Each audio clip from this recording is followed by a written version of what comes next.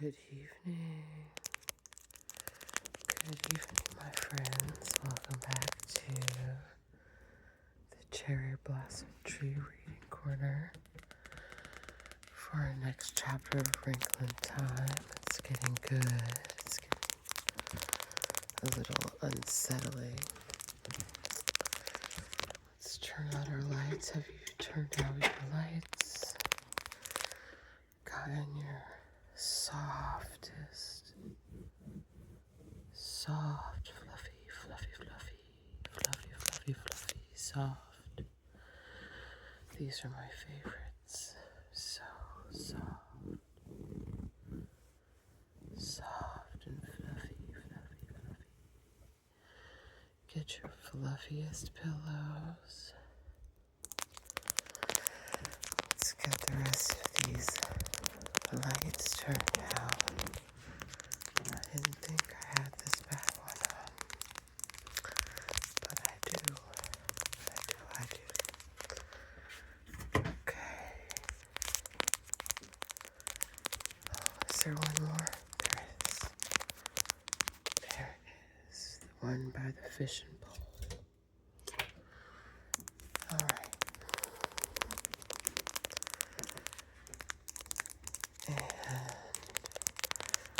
while we're walking around, well, first of all, I hope you had a wonderful start to your week. A wonderful Monday.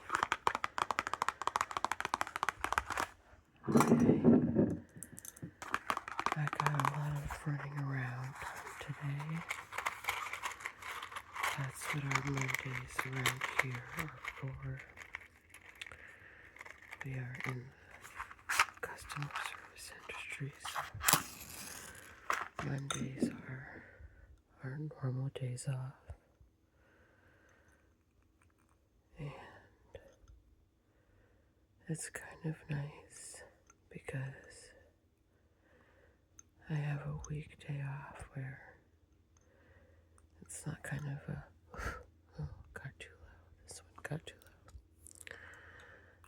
If you only have like Friday, Saturday, Sunday, sometimes the downside is you have to take off of work to do things like maybe renew a license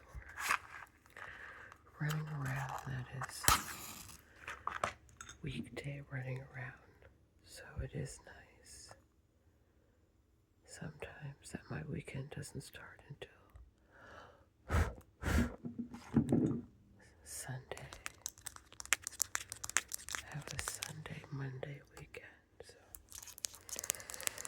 at any rate, I hope whether you have a Sunday, Monday weekend like me, or a regular weekend, and today was the beginning of your week, we hope that you had a wonderful day and you're ready to relax in the reading corner. Alright, guys. Of course, let's say hello to Dragonfly and his tail, his gems. Put him in the light there the way I like him. The tingly tail. Beautiful green glass. Okay, just a moment of appreciation for Dragonfly. And here we go.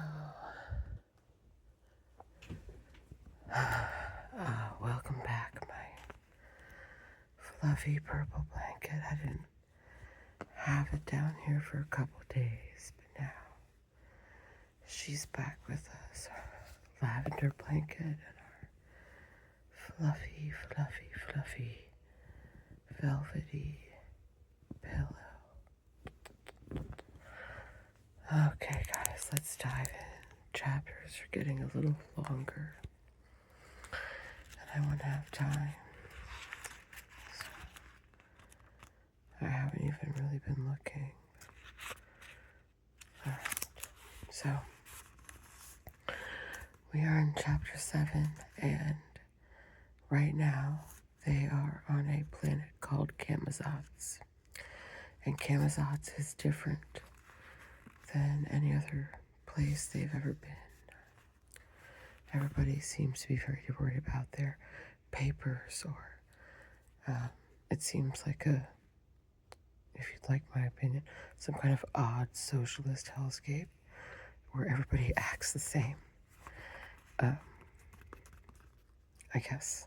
I don't know. Maybe that might not be the best description, but that is...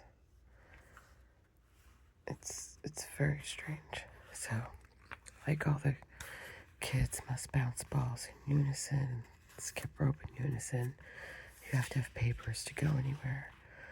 People all seem to move at the same speed, and they boast about being one of the most squared away countries or planets in their solar system. And so squared away are they that they have not just a central intelligence, but a central intelligence. Charles Wallace is insisting that they go there, and Calvin is insisting that they should not. And the last thing Calvin says is that, remember when he had that feeling, the compulsion that he should just go to a particular place at a particular moment? I've got another feeling, not the same kind, a different one. A feeling that if we go into that building, the central intelligence, we're going into terrible danger.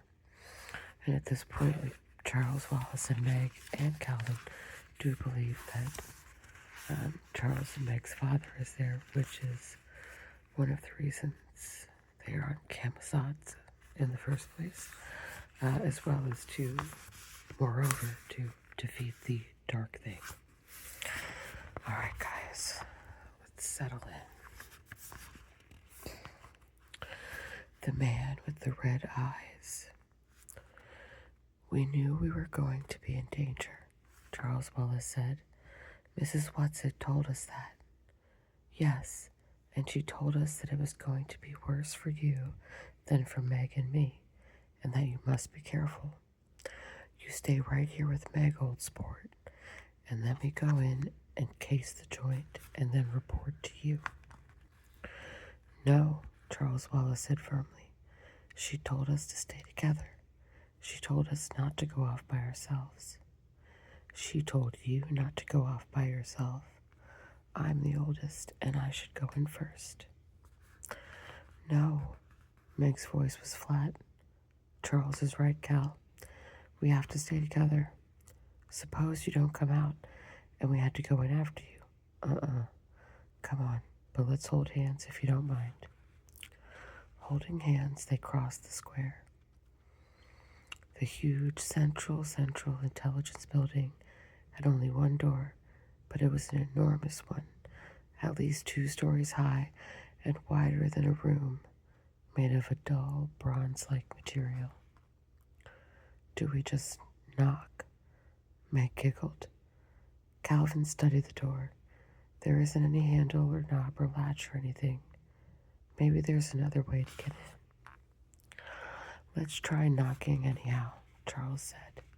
He raised his hand, but before he touched the door, it slid up from the top and to each side, splitting into 3 sections that had been completely invisible a moment before.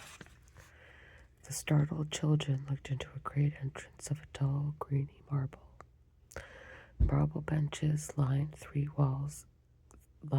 of the walls. People were sitting there like statues.